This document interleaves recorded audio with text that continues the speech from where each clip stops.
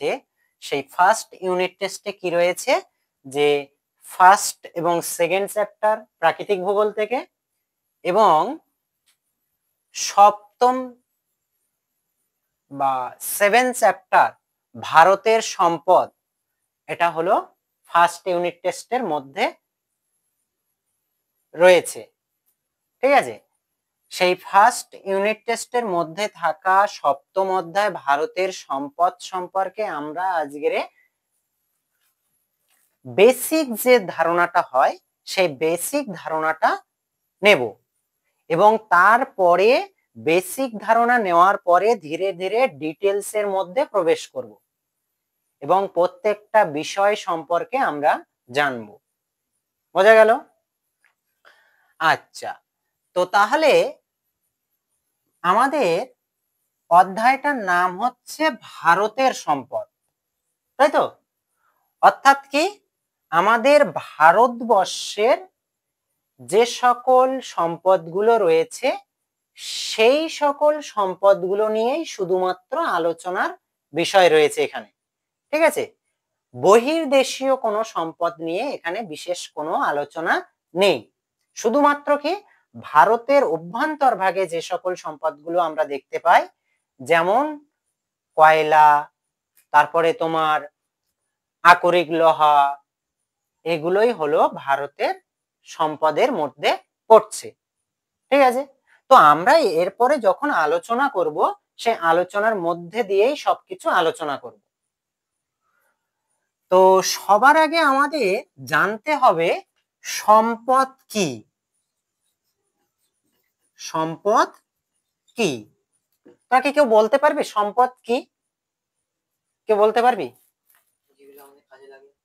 হ্যাঁ, যে আমাদের কাজে লাগে। নেক্সট,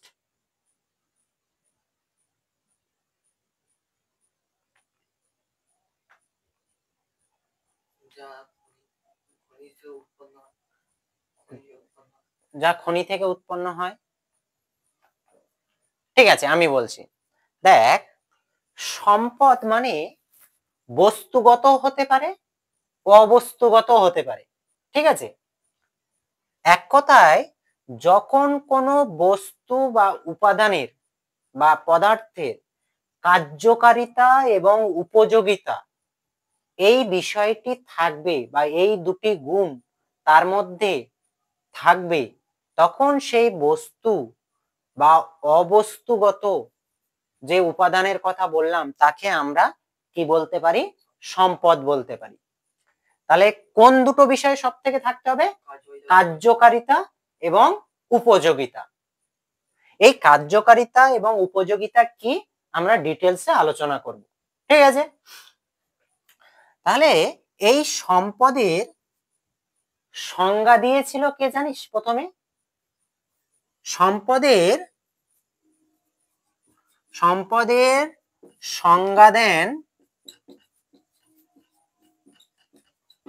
প্রথম অধ্যাপক E.W. জিমারম্যান। কি বললাম? E.W. জিমারম্যান। তাহলে সম্পদের প্রথম সংজ্ঞা দিয়েছিলেন কে? E.W. জিমারম্যান। কত সালে দিয়েছিলেন? 1951 খ্রিস্টাব্দে। বোঝা গেল? তাহলে E.W. জিমারম্যান যে সংজ্ঞাটা দিয়েছিল সেই সংজ্ঞাটা আমাদের জেনে নিতে হবে সম্পদের সংজ্ঞায় কি বলেছিল। ঠিক আছে, তাহলে অধ্যাপক বা সম্পদ শাস্ত্রকার E.W. জিমারম্যান সম্পদের সংজ্ঞা দিতে গিয়ে বলেছিল যে যখন কোনো বস্তু বা যখন কোনো উপাদানের সেটার কার্যকারিতা বর্তমান থাকবে তখন সেই বস্তু বা উপাদানকে আমরা কি বলবো? সম্পদ বলবো। আর কার্যকারিতা না থাকলে তাকে আমরা সম্পদ বলবো না। তাহলে বোঝা গেল? তাহলে E.W. জিমারম্যান বলেছিল যে যখন কোনো বস্তু বা পদার্থ বা উপাদানের কার্যকারিতা থাকবে বা উপযোগিতা থাকবে তখন তাকে আমরা সেই বস্তু বা পদার্থকে সম্পদ বলবো। ওকে, এবার দেখ সম্পদের আরো একটা সংজ্ঞা হয়েছিল, সেটা 1992 খ্রিস্টাব্দে আমরা সবাই জানি যে ব্রাজিলের রিও ডি জেনেরি শহরে একটা সম্মেলন হয়েছিল। সেই সম্মেলনটির নাম কি? বসুন্ধরা সম্মেলন। এটা পরীক্ষায় আসে যে বসুন্ধরা সম্মেলনটা কত সালে হয়েছিল, তাহলে 1992 খ্রিস্টাব্দে। ঠিক আছে, কোথায় হয়েছিল? যে ব্রাজিলের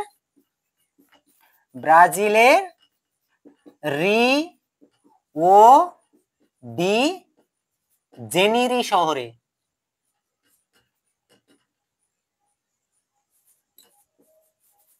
ঠিক আছে, তাহলে বসুন্ধরা সম্মেলন কোথায় হয়েছিল? ব্রাজিলের রিও ডি জেনিরি শহরে। কত সালে? 1992 সালে। এই সম্মেলনের মূল উদ্দেশ্য কি ছিল? পরিবেশ রক্ষা নিয়ে বিশ্বের বিভিন্ন দেশগুলি একত্র সংঘবদ্ধ হয়ে একটা পরিবেশের প্রতি যে মানে বাধ্যবাধকতা বা পরিবেশ দিনে দিনে যে অবনতির পথে এগোচ্ছে সেটাকে কিভাবে নিয়ন্ত্রণ করা যায় তার জন্য একটা সম্মেলন করা হয়েছিল। ঠিক আছে, আর সেই সম্মেলনে এই সম্পদের একটা সংজ্ঞায় বলা হয়েছিল যে সেই সম্মেলনেও একটা সম্পদের সংজ্ঞা হয়েছিল। ঠিক আছে, যে সম্পদ আমরা কাকে বলবো, সেখানে বলা হয়েছিল যে কোনো বস্তু বা উপাদান যখন জীবজগৎকে বা বাস্তুতন্ত্রকে সংরক্ষণে ভূমিকা পালন করবে, তখন সেই বস্তু বা উপাদানকে আমরা কি বলবো? সম্পদ বলবো। কি বললাম? যখন কোনো বস্তু বা উপাদান বা পদার্থ বাস্তুতন্ত্র বা জীবজগৎ সংরক্ষণের ক্ষেত্রে গুরুত্বপূর্ণ ভূমিকা পালন করবে, তখন সেই বস্তু বা উপাদানকে আমরা কি বলবো? সম্পদ বলবো। বোঝা গেছে? এবার দেখ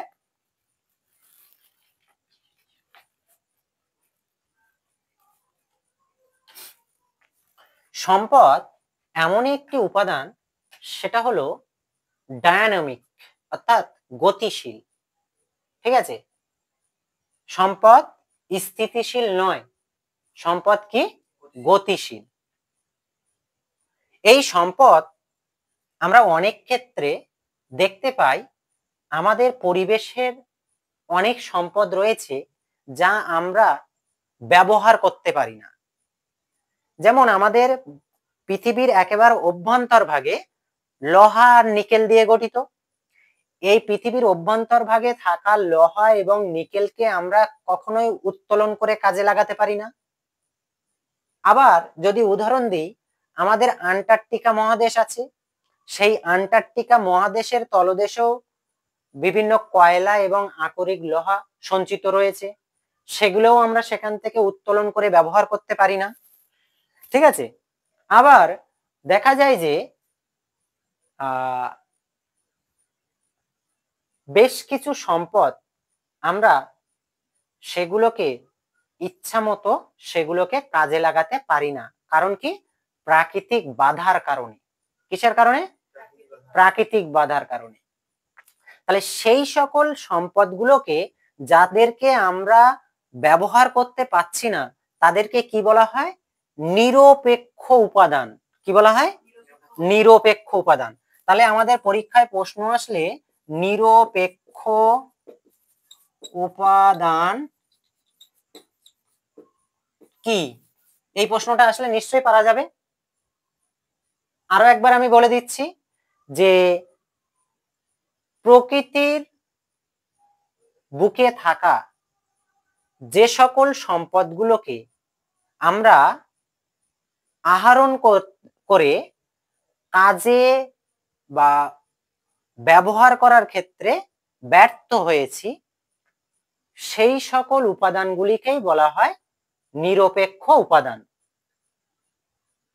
বোঝা গেল? এবার দেখ আমাদের যে বিষয়গুলো রয়েছে সেগুলো আমাদের জেনে নিতে হবে। কি কি বিষয়? যে সম্পদের বৈশিষ্ট্যগুলো কি কি। এটা 3 নম্বরের পরীক্ষায় আসে। সম্পদের বৈশিষ্ট্য গুলি কি কি? সম্পদের বৈশিষ্ট্য কেউ জানিস? আমরা যে এতক্ষণ সংজ্ঞার মধ্যে বললাম, 1 নম্বর বৈশিষ্ট্য হলো যে কার্যকারিতা।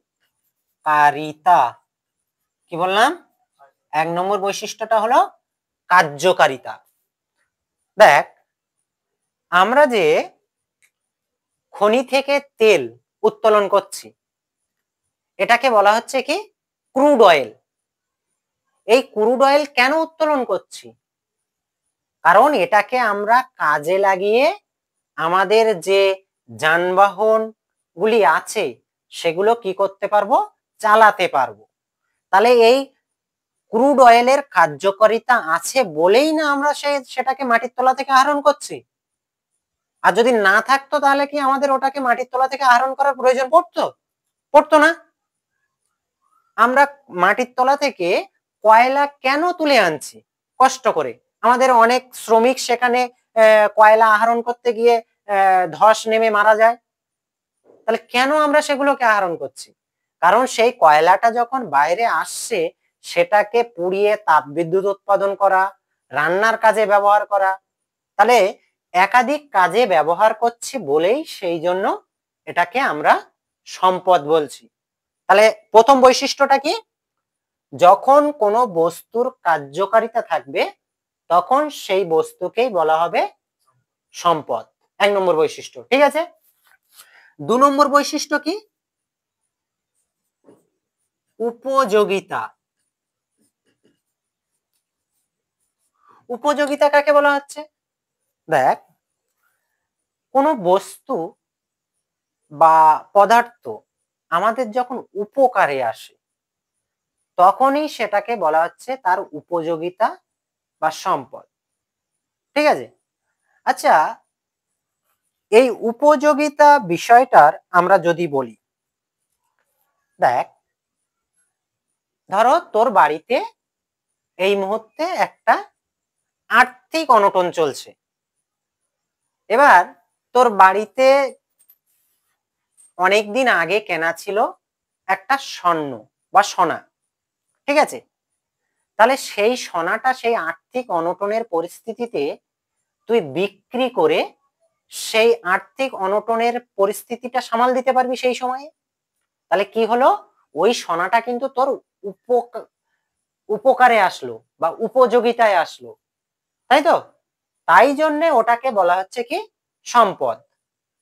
তাহলে কোনো বস্তু বা পদার্থ যখন তোর উপকারে আসবে বা উপযোগিতায় আসবে তখন সেই বস্তুকে আমরা কি বলবো? সম্পদ বলবো। 3 নম্বর বৈশিষ্ট্য কি?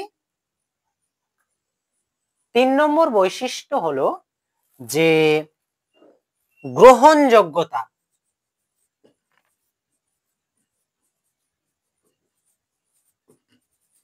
আচ্ছা, গ্রহণযোগ্যতা মানে কি? আচ্ছা, এই যে কয়লা যদি আমাদের কাছে গ্রহণযোগ্য না হতো, আমরা যদি এর ব্যবহার জানতাম না, যদি আমরা ধরো অনেকটা প্রাচীন যুগে আসি, ঠিক আছে, সেই সময় মানুষ কয়লার ব্যবহার জানতো না, তাহলে তখনকার মানুষের কাছে কি কয়লা সম্পদ ছিল? নিশ্চয়ই ছিল না। কিন্তু এখন বৈজ্ঞানিক পদ্ধতির উদ্ভাবনের ফলে আমরা আধুনিক সভ্যতায় এসে উপস্থিত হয়েছি, যার কারণে কয়লার ব্যবহার জানি, কয়লা থেকে কি কি করা যায় জানি। তাহলে এখন আমাদের প্রত্যেকের কাছে গ্রহণযোগ্যতা রয়েছে যে কয়লা, হ্যাঁ কয়লা দরকার, কারণ এটাকে পুড়িয়ে আমি তাপ তৈরি করতে পারবো বা তাপ বিদ্যুৎ উৎপাদন করতে পারবো, এটাকে আমি তোমার রান্নার কাজে ব্যবহার করতে পারবো। তাহলে বিশ্বের প্রত্যেকটা দেশের মানুষের কাছে এই কয়লা সম্পর্কে জ্ঞান রয়েছে এবং তাদের কাছে গ্রহণযোগ্যতা রয়েছে, না এই কয়লাটা আমাদের প্রয়োজন আছে, তাই জন্য সেটা সম্পদ। ঠিক আছে? তাই জন্য বলছে যে কোনো বস্তু বা পদার্থকে আমরা তখনই সম্পদ বলবো যখন প্রত্যেকটা মানুষের কাছে তার গ্রহণযোগ্যতা থাকবে। বোঝা গেল? এবার 4 নম্বর বৈশিষ্ট্য আমরা কি বলতে পারি?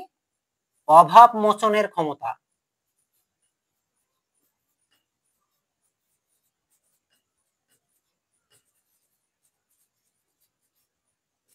আচ্ছা দেখ, অভাব মোচনের ক্ষমতা মানে কি? অভাব মানে কি? আর্থিক দুরবস্থা, তাই তো? আমার যখন অভাব পড়বে তখন আমার কি টাকা পয়সার টান ধরবে, তাই না? তো এই একটু আগে সোনার কথা বললাম না, ধরো সোনা রূপো হিরে এই সকল তোর বাড়িতে এক টুকরো রয়েছে, কোনো কারণে অভাব পড়েছে ঘরে, সেটা বিক্রি করে তোর কি হচ্ছে, সেই অভাবটা কোনো মতে তুই মানে পূরণ করতে পারছিস বা ম্যানেজ করতে পারছিস, তো এটাকেই বলা হচ্ছে অভাব মোচনের ক্ষমতা। তাহলে ধরো এক দেশে, আমাদের দেশে ধরো হচ্ছে খনিজ তেল খুব সীমিত, একেবারে নেই নয়, খুব সীমিত পরিমাণে আছে, কিন্তু যতটা দরকার ততটা তো নেই। তাহলে আমরা, আমাদের খনিজ তেলের অভাব রয়েছে বলে আমরা কি করি, বিদেশ থেকে আমদানি করি, যেমন আরব, ইয়ে কুয়েত, তারপরে ইরাক, ইরান, রাশিয়া, এই সকল দেশগুলো থেকে আমরা কি করি, খনিজ তেল আমদানি করি। আর এই খনিজ তেল আমাদের ভারতবর্ষের কি করে, যে অভাবটা, তেলের অভাবটা, সেই অভাবটাকে পূরণ করে। তাই জন্য খনিজ তেল আমাদের কাছে সম্পদ। 5 নম্বর বৈশিষ্ট্য কি? 5 নম্বর বৈশিষ্ট্য হলো যে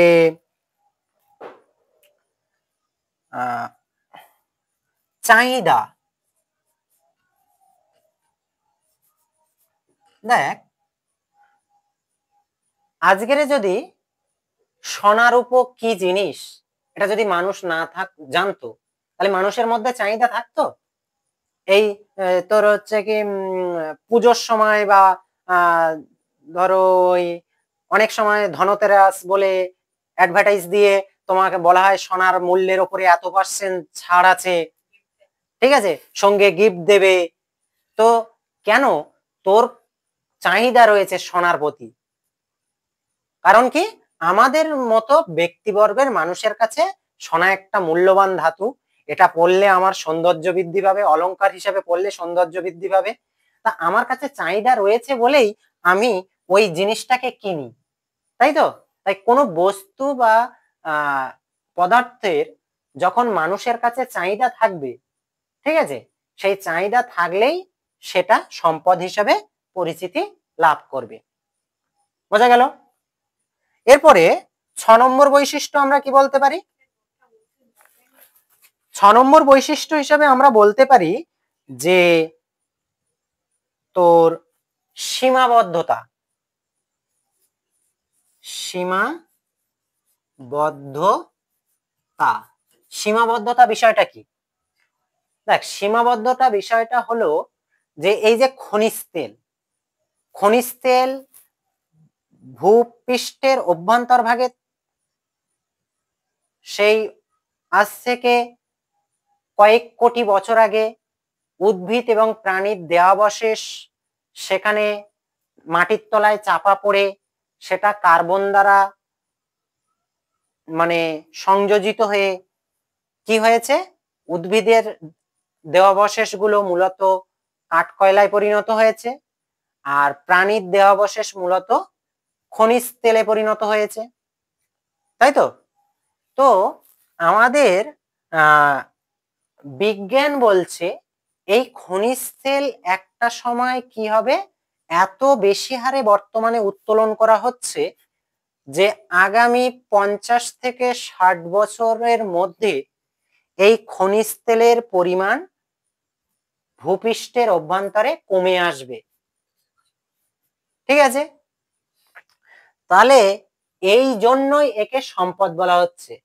তাহলে যার একটা নির্দিষ্ট সীমাবদ্ধতা রয়েছে অর্থাৎ লিমিট রয়েছে সেটাই কিন্তু সম্পদ। বোঝা গেল? আর কি, আর রয়েছে তোর যে গতিশীলতা।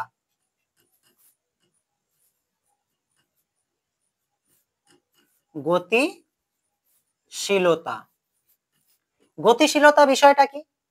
দেখ, প্রথমত কোনো একটা বস্তুকে আমরা জ্ঞান বা প্রযুক্তির মাধ্যমে যখন তাকে আধুনিক পর্যায়ে নিয়ে যেতে পারছি, সেটাকেই বলা হচ্ছে গতিশীলতা। এই যে ধরো আমরা আকরিক লোহার কথা বলি, মাটির তলা থেকে যে লোহাটা পাওয়া যায় সেটাকে কি বলা হয়? আকরিক লোহা, তাই তো? এই আকরিক লোহা যখন মাটির তলা থেকে পাওয়া যায় তখন তো এর তো অবিশুদ্ধ প্রকৃতির থাকে, তাই তো? ওর সঙ্গে বিভিন্ন উপাদান ওর সঙ্গে যুক্ত থাকে, তো তখন সেই লোহাটা একটু নরম প্রকৃতির হয়ে থাকে। কাঁচা লোহা নরম প্রকৃতির হয়ে থাকে। ওটা কি সরাসরি আমরা ব্যবহার করতে পারবো কোথাও? পারবো না। ওটাকে আমরা আমাদের বিজ্ঞান প্রযুক্তির মাধ্যমে ওর থেকে যে খাদগুলো থাকে সেগুলো বের করে ওর সঙ্গে ম্যাঙ্গানিজ, ডলোমাইট ইত্যাদি উপাদান যুক্ত করে সেটা একটা কঠিন লোহায় পরিণত করছি, ঠিক আছে? কঠিন লোহায় পরিণত করে সেটাকে আমরা বিভিন্ন আকার দান করছি। রেল লাইন থেকে শুরু করে বড় বড় জাহাজ থেকে শুরু করে বিভিন্ন ক্ষেত্রে থেকে শুরু করে আমরা সেই লোহাটাকে ব্যবহার করতে পারছি। তাহলে সেটা কিসের জন্য হচ্ছে? এই গতিশীল ধর্ম থাকার কারণেই, সম্পদের গতিশীল ধর্ম থাকার কারণেই এটা হচ্ছে। আর সেই গতিশীল ধর্মটা আসে কোথা থেকে? এই গতিশীল ধর্মটা আসে মূলত জ্ঞান বা প্রযুক্তির থেকে বা সংস্কৃতির উদ্ভাবন থেকে। বোঝা গেল? লাস্টে সম্পদের সংজ্ঞায় বলা হয়েছে যে পরিবেশ বান্ধব। কি বলা হয়েছে? পরিবেশ বান্ধব। এই পরিবেশ বান্ধব কি? সম্পদের যে ওই বললাম না, ব্রাজিলের রিও ডি জেনেরি শহরে 1992 সালে যে সভাটা আয়োজিত হয়েছিল, সেই সভাতে সম্পদের সংজ্ঞায় বলেছিল যে সকল বস্তু বা পদার্থ মানে বাস্তুতন্ত্রের রক্ষায় ভূমিকা পালন করবে তাদেরকেই সম্পদ বলা হচ্ছে। তাই লাস্টে এই পরিবেশ বান্ধব বৈশিষ্ট্যটা যুক্ত করেছে যে সম্পদ পরিবেশের ক্ষেত্রে কি হবে? বন্ধু হবে, ঠিক আছে? যা পরিবেশকে দূষণ ঘটাবে, যা পরিবেশকে অবক্ষয়ের মুখে নিয়ে যাবে, তা সম্পদ হবে না। বোঝা গেল বিষয়গুলো? তাহলে আজকের আমরা কি আলোচনা করলাম? সম্পদের বেসিক পার্টটা আলোচনা করলাম। ওকে।